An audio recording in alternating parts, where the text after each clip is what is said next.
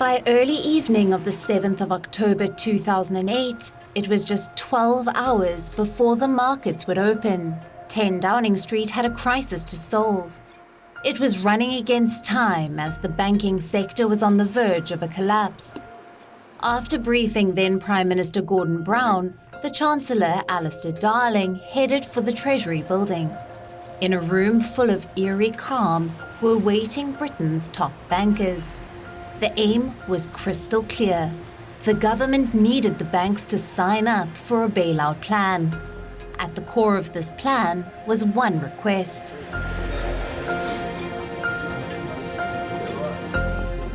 All the banks had to sign up to a £50 billion rescue package to calm the markets. The banks were desperate, because a failure in this room could mean a fatal crash and angry shareholders.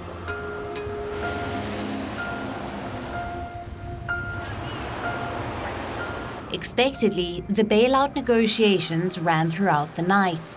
But as the sun rose, the desperation grew in the room. Banks needed the capital to stay afloat, and the government had to save the sinking economy. So neither party had a choice, really. By 7 in the morning, everyone was on board. The London Stock Exchange cheered as the floodgate was secured. This came to be known as a fundamental step against UK's 2008 financial crisis. I'll just say this, that we are going through a period of extraordinary turbulence in every part of the world. Every single country is being affected. Now, what we wanted to do here is to make sure that firstly we stabilise the position, which is why we've put more money into the system. As chaos ensued the rest of the world, the UK was lauded for its quick thinking. After all, it was the worst global crisis since the Great Depression of 1929.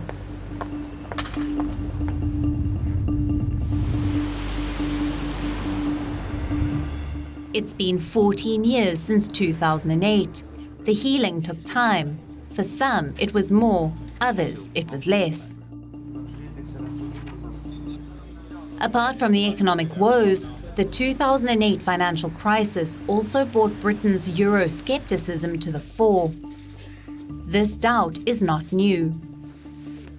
British politics has always had a faction that has always had its reservations about integration with the rest of Europe.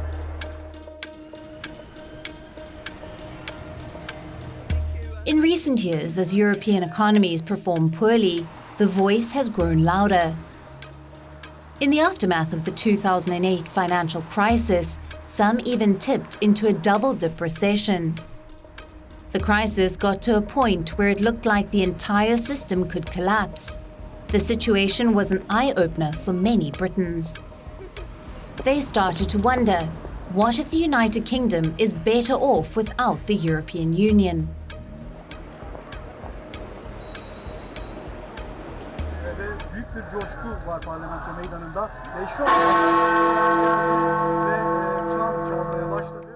The rest is history. After 11 grueling months of negotiations, on the 31st of January 2020, the United Kingdom officially exited the European Union. Now, you must be wondering, why are we talking about the past when we should be telling you about 2022? Well, the political developments of this year is deep-rooted in Britain's recent history. The entire 4-year journey of Brexit cost the United Kingdom 3 prime ministers. In 2016, David Cameron held a referendum on Brexit. In 2017, Theresa May triggered Article 50 to draft the exit deal. And finally, in 2020, Boris Johnson, in his own words, got the job done. Interestingly, 2022's financial crisis has also cost the country 3 prime ministers, at least so far. Johnson having his one leg in each of the defining moments. Often known as the Trump of Britain, Boris Johnson's tenure at 10 Downing did not go down very well.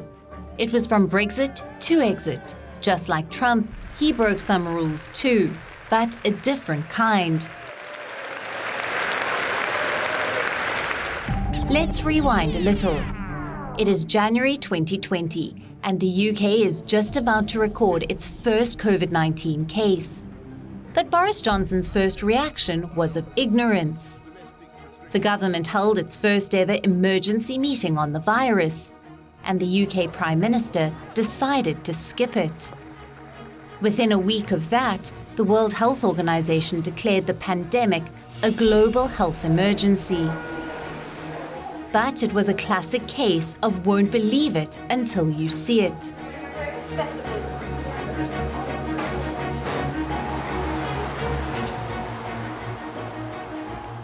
Hi folks, the good news is that NHS Test and Trace is working.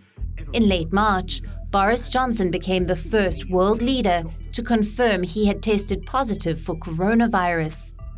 And soon after, his health went downhill. He was hospitalized and sent to the ICU. So, having contracted the virus himself, Johnson understood the severity of the pandemic. But just as he was being lauded for his vaccine drives, a series of scandals erupted. Photographs surfaced of Johnson making merry with his staff at a Christmas party in the No.10 garden. Some even reportedly consumed alcohol. This was when the entirety of London was under a strict lockdown, and many bereaved families were still in mourning. One revelation led to another, and soon it was called the Partygate scandal. What made it worse was the Prime Minister's never-ending lies and following apologies. That I take full responsibility for everything that took place on my watch. Sue Gray's report has emphasised that it is up to the political leadership in No.10 to take ultimate responsibility, and of course, I do. Ultimately, it took an official investigation for Boris Johnson to step down. The party scandals completely overshadowed the ongoing cost of living crisis faced by Britons. Johnson out! Well, this is it, folks. Thank you, everybody, for coming out.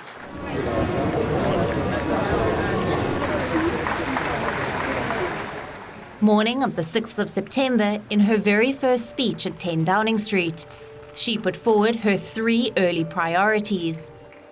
The first was to get Britain working again, but just as she was about to put her foot on the pedal, the country was brought to a complete standstill.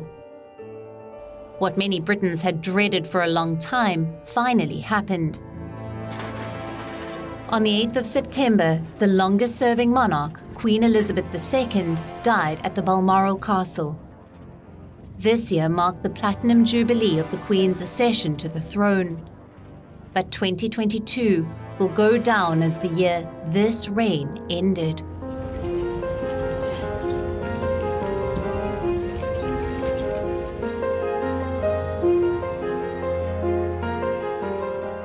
Just moments before Buckingham Palace announced the demise, a double rainbow appeared near the Queen's home palace. Senior royal members rushed to her bedside in Scotland, and thousands gathered outside Buckingham Palace in London. The country saw her as a foundation of modern Britain. After all, she was the only monarch most have known. For many across the United Kingdom, the Queen was a sign of stability.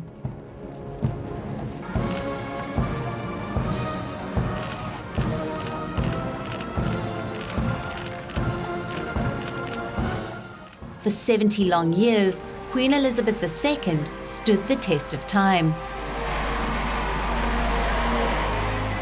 At the age of 25, Princess Elizabeth donned the crown. She took oath in 1953, and since then, she has seen the world order change like no other leader.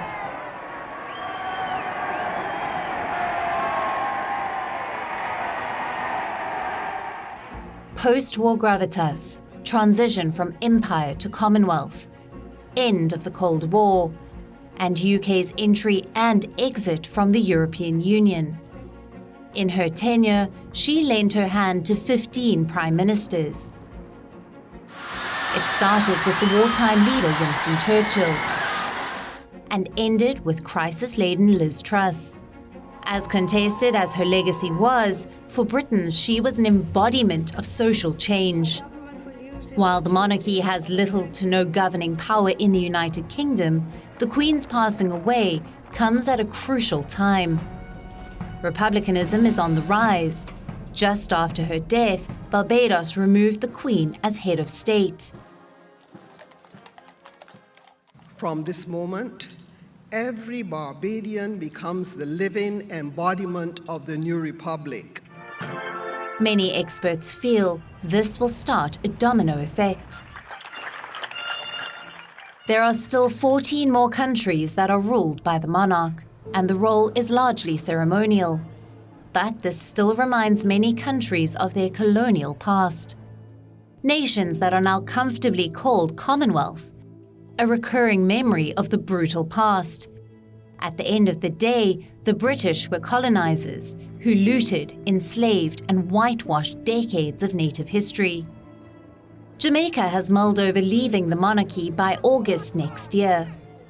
Elsewhere, Antigua and Barbuda are expected to hold a referendum on becoming a republic within the next 3 years. Citizens of Belize, Australia, New Zealand are showing support to start the process of final decolonization. In the recent past, most royal visits have met with protests. Former colonies are now demanding an apology for the Crown's role in slavery, and the Queen's death is resurfacing this discussion. The popularity is taking a hit, back at home as well. A recent YouGov survey found support for the monarchy dipping dramatically among 18 to 24-year-olds. So we might also see a political reckoning within Britain itself.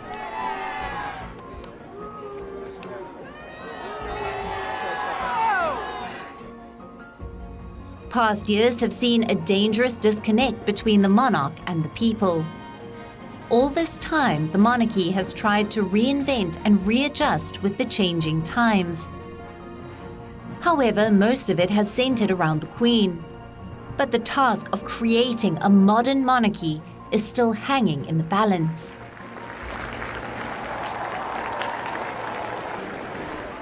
The Crown has faced many existential questions this year. Is the monarchy relevant in the 21st century? Can the Gen Z still believe the idea?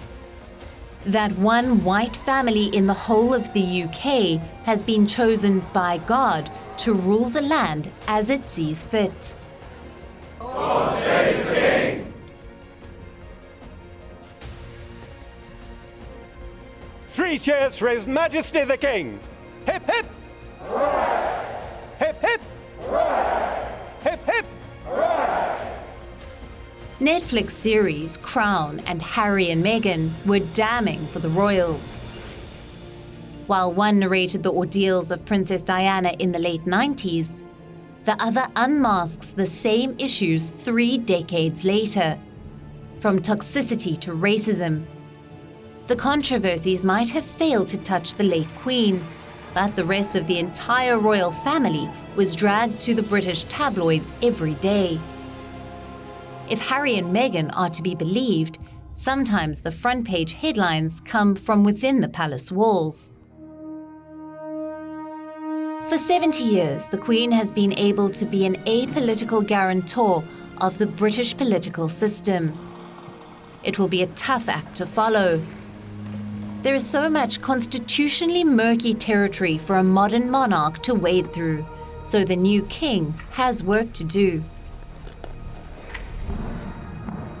For decades, every British Prime Minister is prepared to navigate the country through the Queen's possible demise. Liz Truss barely got 48 hours. For the first time in Britain's long history, the country saw a new Prime Minister and a new monarch in the same week. Truss came to be the last person to be photographed with the Queen. Amid all this, the national life was put on hold. The country was thrown into a mourning period of 10 days, and in amid that, the whole country was stilled. The Parliament suspended all discussions for 13 days. The Bank of England delayed a critical interest rate decision by a week, and across London, corporate and diplomatic meetings were cancelled. But what about the government's $180 billion rescue package? The expectations were running high. With winter approaching, a secured energy supply was crucial. And for a nation like Britain that imports 50% of its natural gas, any change in international market is a cause for concern. The country's fears came true when a war in Ukraine started impacting the existing prices. Liz Truss promised a cap on consumer energy. With inflation climbing each day, Britons were expecting the biggest tax cuts in generations. Residents were also struggling to keep up with the cost of food. Most were rushing to food banks. In East London, nearly 2 in 5 people of Hackney were living in poverty. So millions of households were dependent on the government. These were unprecedented times. The economy was in recession. Interest rates were the highest since 2008 levels, and the pound fell to its lowest level against the dollar since 1985. On the 23rd of September, at around 9:30 in the morning, Chancellor Kwasi Kwarteng announced his most awaited package. A decade ago, the Conservative government announced a budget so unpopular that it was called omni-shambles.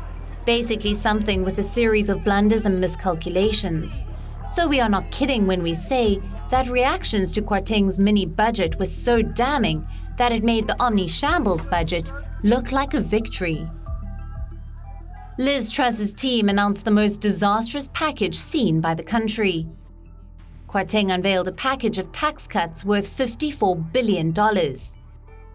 He then scrapped the 45% additional rate of income tax, abolished top income tax rate for the highest earners, axed a planned increase in corporation tax, confirmed energy bills will be frozen at $3,000, cut national insurance from November, announced a permanent cut to stamp duty, and finally lifted the cap on bankers' bonuses.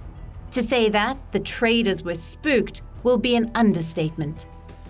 The pound hit a fresh low of $1.11. The increase in interest rate cost the UK economy a whopping £30 billion, and the UK's borrowing costs rose sharply. The Bank of England was forced to set aside $78 billion in case of emergency. So the very measure that was supposed to cure the crisis had exacerbated the crisis. The opposition branded it as fantasy economics. It didn't take much time for the newborn administration to realize that what they did was wrong. As the situation got more dire, Liz Truss somehow made it worse. She first came up with disastrous economic policies, then fired her own selected finance minister, and then abandoned her budget plan entirely. The situation got so dire that British media started trolling her with vegetables.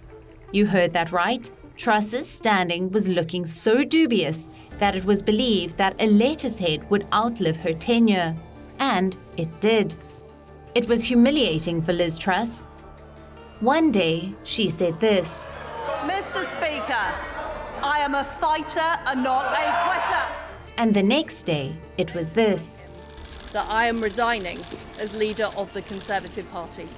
The mocking did not stop there. Here are some things that outlasted her term as Prime Minister. The time Liz Truss took to campaign for being Prime Minister. Kim Kardashian's marriage to basketball player Chris Humphries. Most notice period at any job. Expiration date of mayonnaise after ripping the seal. Liz Truss's personal ratings were worse than Boris Johnson's at the height of the Partygate scandal. According to Observer poll, it was -47, the worst ever recorded for any Prime Minister in the UK. Liz Truss went down as the shortest-serving UK Prime Minister.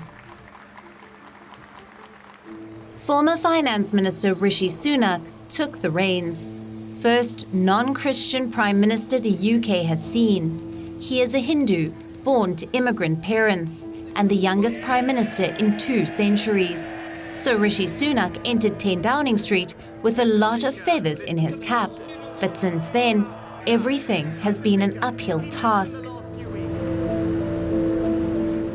The country risks falling into a recession that could last well into 2024. In the past months, the pound has risen, fallen, and risen again. This uncertainty shows the dwindling faith investors have in the UK economy.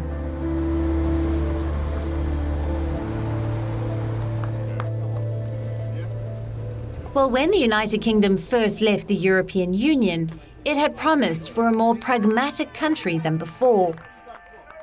Many Conservatives felt that the country could not flourish living in the shackles of the bloc, because the more European Union does, the less room there is for national decision-making.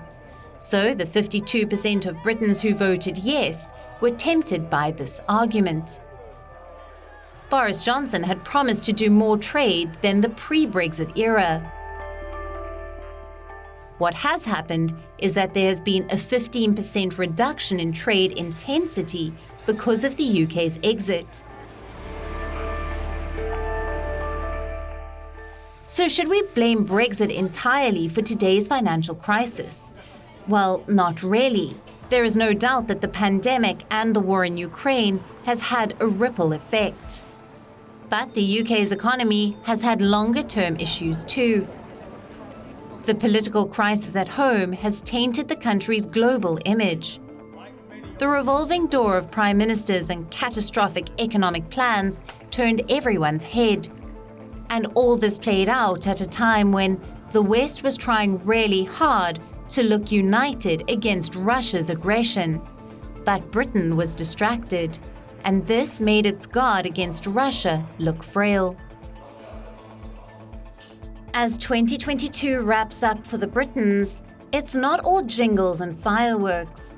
In fact, they are faced with a tough question: heat the homes or feed the families? Many are dreading the holiday season. Almost all sectors are out on the streets protesting for better living or working conditions. The demonstrations have been dubbed as "Britain is broken." Well, indeed it is. And the cracks couldn't have been clearer this past year. As the United Kingdom takes the leap into 2023, it's also a leap of faith for many Britons that London will rise again.